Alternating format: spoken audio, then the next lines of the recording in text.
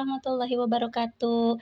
Kembali lagi bersama channelnya Bunda Dafa dan Arsya. Gimana kabarnya teman-teman? Semoga kita semua dalam keadaan sehat walafiat dan selalu dalam lindungan Allah Subhanahu wa taala. Amin ya Allah. Teman-teman, kembali lagi ya. Kali ini saya sedang mencuci piring.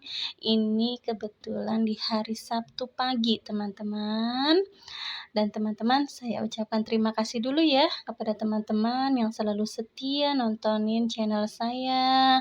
Semoga tidak bosan dengan channel saya ya teman-teman. Dan saya ucapkan terima kasih kepada teman-teman yang selalu support channel saya, yang selalu like, comment, share, and subscribe. Saya ucapkan terima kasih ya teman-teman. Semoga kebaikan kalian dibalas oleh Allah Subhanahu wa taala. Baiklah teman-teman, kita lanjut lagi yuk nyuci piringnya. Nah ini di hari Sabtu pagi saya lagi cuci-cuci piring ya teman-teman. Aktivitas pertama biasanya itu dimulai dengan cuci piring, dan setelah cuci piring biasanya kita lanjut lagi sapu-sapu rumah ya teman-teman. Nah baru kita lanjut lagi dengan masak. Nah kebetulan pagi ini saya mau masak 2 menu masakan, yaitu sayur sop makaroni dan juga rendang ayam. Kayaknya nggak nyambung ya teman-teman, sayur sop kok dampingannya rendang ayam. Tapi ya sudahlah ya, karena terinspirasinya hari itu rendang sama sup, karena yang supnya untuk anak saya dan rendangnya untuk saya. Gitu teman-teman. Kebetulan ada sisa ayam ya teman-teman di kulkas yang sudah lumayan 2 mingguan. Jadi menurut saya kalau dimasak yang lain itu takutnya kurang enak teman-teman, karena udah nggak begitu fresh, walaupun di freezer saya agak ilfil teman-teman kalau untuk dimasak, untuk digoreng atau biasanya saya suka dimasak jahe ya teman-teman. Cuma karena udah lumayan 2 mingguan kan lumayan lama ya teman-teman di dalam freezer, jadi udahlah baiknya aja mungkin direndang gitu. Jadi proses pemasakannya kan kalau direndang agak lama dan berbumbu. Nah ini saya sedang prepare menyiapkan bumbunya ya teman-teman. Di sini saya pakai bawang merah, bawang putih, kemiri, lada, ketumbar, jahe, pakai kunyit juga, pakai jinten, pakai kayu manis, pakai apa lagi ya? Ya pokoknya bumbu-bumbu rendang lah ya teman-teman. Dan kebetulan ini jintennya habis teman-teman. Jadi saya skip ya jinten sama daun kunyitnya. Gitu ya, bumbu seadanya aja, tapi nanti rencananya saya mau kasih tambahan bumbu instan teman-teman, jadi untuk pelengkap bumbu aja gitu. Ini lanjut ya teman-teman, saya mulai oseng bawang putih untuk bikin sup makaroni. Nah ini masakan sup itu adalah masakan sejuta umat ya teman-teman, masakan yang paling mudah, paling ringan di prosesnya, dan juga manfaatnya banyak. Masakan sup ini kan cocok sekali untuk anak-anak, jadi isiannya lengkap, sayur, dan juga bisa dikasih topping-topping lainnya seperti telur puyuh, ayam, ceker, dan lain sebagainya. Dan ini saya kebetulan memakai topping makaroni, dan itu anak-anak saya juga seneng ya teman-teman gitu.